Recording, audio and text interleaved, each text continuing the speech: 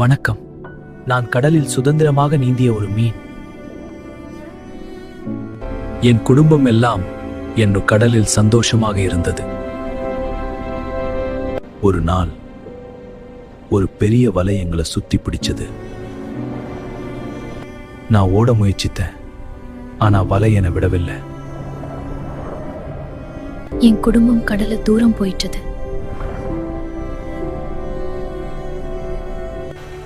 நான் கடலை விட்டு மேலே எடுத்துச் செல்லப்பட்டேன்.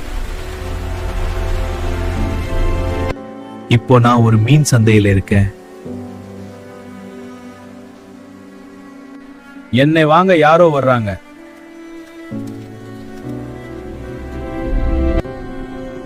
நான் மீண்டும் கடலுக்கு போகணும்.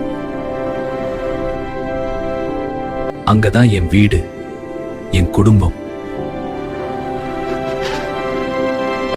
ஆனா இப்போ நான் கிச்சனுக்கு போகிறேன்.